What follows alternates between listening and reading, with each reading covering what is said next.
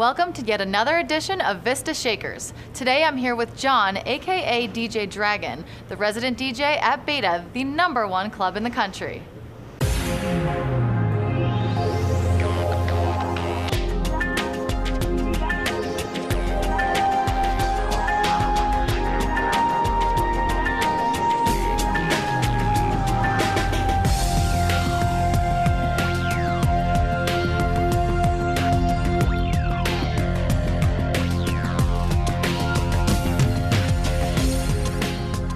Many people don't understand the different styles of dance and techno music.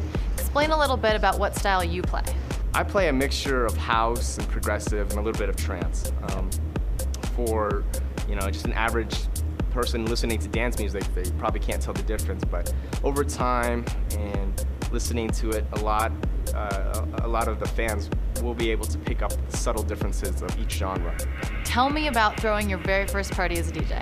It was pretty crazy. Our freshman year in college, a buddy of mine, we had a lot of free time on our hands and decided just to throw a party. We made some flyers and we rented some sound and just did a small, we thought it was gonna be a small party up on the hill in Boulder.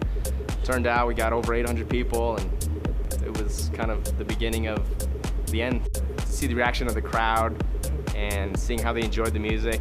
And at that time I had really no talent as a DJ, I had a mixer from Radio Shack and I was just kind of thrown into the spotlight, but I loved it. Tell me about being a resident DJ here at Beta. It's the #1 club in the country. It's got to be pretty amazing. To be honest, this is the greatest club I've ever played at. The downside to it is that whenever I travel, nothing else compares. You get spoiled by playing in a venue like this on a weekly basis because you have the greatest sound, lighting, and staff. When I'm traveling, it's definitely a slight letdown. I'm very fortunate to be a part of this company and this venue. Every time I travel, it makes me appreciate it more that I get to come home and play at a residency here. There's nothing like playing in front of your fans in your hometown. They've seen me progress from, again, for Boulder, playing these small college parties to playing some of the bigger festivals. It's definitely the best experience playing in front of people you know, playing in front of your friends and family. You're currently signed with Caffeine Records. How did this relationship start and how has it evolved over the years? Long progression. After that first party, we booked some of the Caffeine DJs for a party in Colorado. They had a great time and they wanted us to take on their tour, so we promoted their tour in Colorado.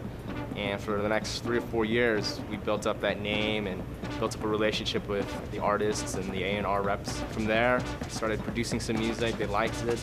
Our relationship just kind of evolved like that. When we first started, they were a really successful record label, clothing label, and promotion company.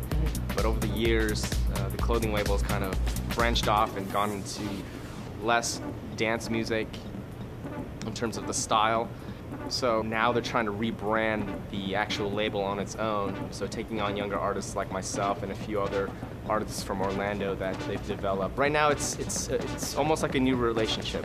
We're starting fresh, everything is brand new, and so it's a fresh start for the label as well as myself.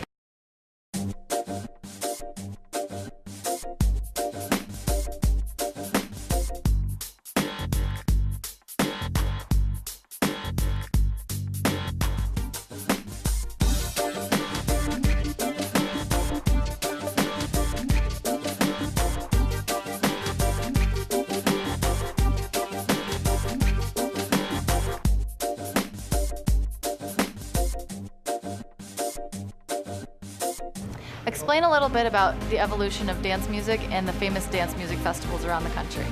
The evolution of these festivals has occurred a lot in the last few years. A lot of them have become a lot more mainstream. So that's definitely probably one of the bigger changes is that now you're getting major sponsors. Before it was smaller radio stations or indie labels that were sponsoring these events, and now you're getting companies like Heineken, Red Bull that are backing it, and so dance music now is, especially these festivals, are becoming more reputable. What do you see as the future of dance music and the future of live performances? In terms of the future of dance music, everything is becoming digital. There's no longer DJs, well, there's very few DJs that still play records and CDs. The evolution is going to be more laptop-based. So in terms of that end, the music-wise, as technology evolves, so will dance music. In terms of these parties, hopefully they'll become as mainstream as rock concerts, as hip-hop concerts, and be accepted more in the broader society, especially in America.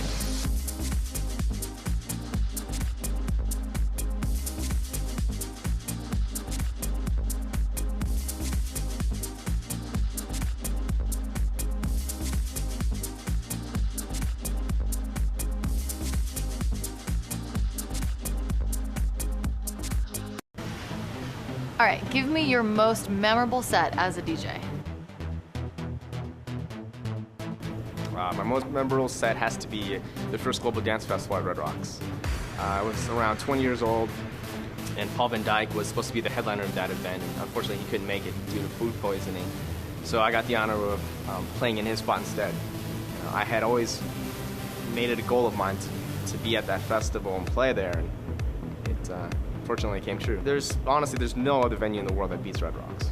There's a lot of festivals and a lot of events that I've played that are bigger, but just the fact that you can intimately put 10,000 people in a venue, again, in my home state, there's honestly nothing that beats that.